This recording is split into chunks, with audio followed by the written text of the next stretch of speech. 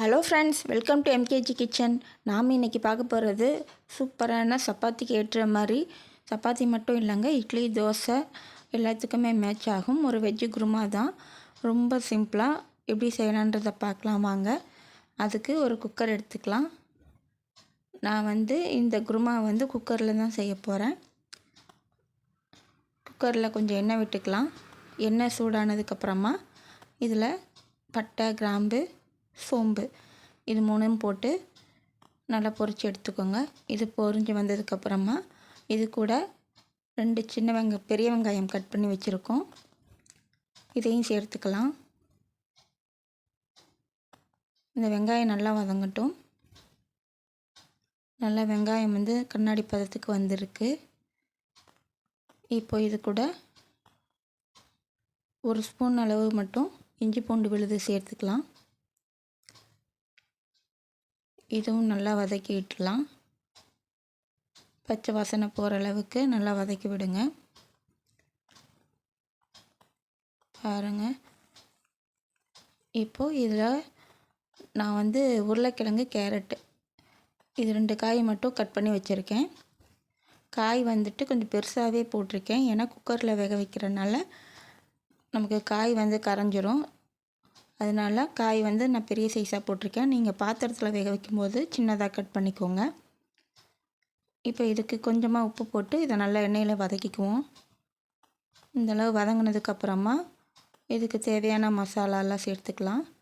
மஞ்சள் தூள் 1/4 ஸ்பூன், மிளகாய்த்தூள் 1 ஸ்பூன், கரம் மசாலா ஒரு 1/2 ஸ்பூன், வாசனைக்காக கொஞ்சமாக கறி மசாலா சேர்த்துக்கோங்க. இப்போ இது எல்லாத்தையும் நல்லா எண்ணெயிலே வதக்கிக்கலாம். இப்போது இதில் நறுக்கி வச்ச தக்காளி பழங்களை சேர்த்துக்குவோம். ஒரு 3 தக்காளி சின்ன சைஸாக எடுத்து கட் பண்ணி போட்டுக்கோங்க. இப்போ இதுக்கு முக்கியமான ஒரு பேஸ்ட் அரைச்சிட்டு வரப்போகிறோம். அது என்னன்னு பார்த்திங்கன்னா, தேங்காய், சோம்பு, பொட்டுக்கடலை இது 3மே. தேங்காய் ஒரு 2 சில்லு அளவு இருந்தால் போதும். 1/4 ஸ்பூன் அளவுக்கு சோம்பு, 1 ஸ்பூன் அளவுக்கு பொட்டுக்கடலை இது 3த்தையும் நல்லா நைஸாக அரைச்சிட்டு வந்துடலாம். ஏன்னா இந்த பேஸ்ட்டு தான் நமக்கு இந்த குருமாவுக்கு நல்ல ஒரு ஸ்ட்ரக்சர் கொடுக்கக்கூடியது. நல்ல வாசமாகவும் இருக்கும். அதே நேரம் இந்த குருமா நல்லா திக்காக இருக்கும். நம்ம சாப்பிட்றதுக்கு சப்பாத்தி கூட சேர்த்து சாப்பிட்றதுக்கு ரொம்பவே டேஸ்ட்டாக இருக்கும். பாருங்கள், இந்தளவு நல்லா நைஸாக அரைச்சிட்டு வந்துட்டோம். இப்போ இதை நம்ம வதக்கிக்கிட்டு இருக்க இந்த காய்களோட சேர்த்துடலாம். அரைத்த விழுதுகளை சேர்த்துட்டு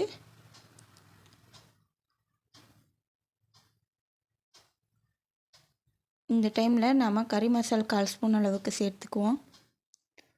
இப்போ அரைத்து வைத்த விழுதுகளையும் இதனோட சேர்த்துட்டு நம்ம இதை சேர்க்கும்போது ஹை ஃப்ளேமில் வைக்காமல் லோ ஃப்ளேமில் வச்சே செய்கிறேங்க. ஏன்னா தேங்காய் அரைச்சி ஊற்றிருக்கனால லோலே வச்சு செய்கிறது நல்லது. இப்போ இதுக்கு தேவையான அளவு தண்ணியும் சேர்த்துக்கிட்டு இந்த டைம் நாம் உப்பு கொஞ்சம் சேர்த்துக்கலாம். உப்பு பார்த்துட்டு நமக்கு எந்த அளவுக்கு காரம் தேவையோ பார்த்துட்டு காரம் கூட இந்த டைம் கொஞ்சம் சேர்த்துக்கலாம். இப்போ குக்கரை வச்சு மூடி வச்சிடலாம்.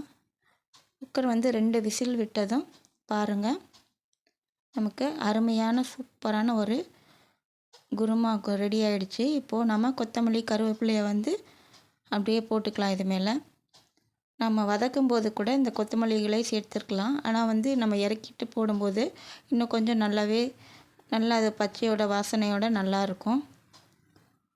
பாருங்கள், இந்த குருமா நல்ல காய் நான் கொஞ்சம் ஓரளவு பெருசாக போட்டதுனால நமக்கு குக்கரில் கரையாமல் அப்படியே இருக்குது.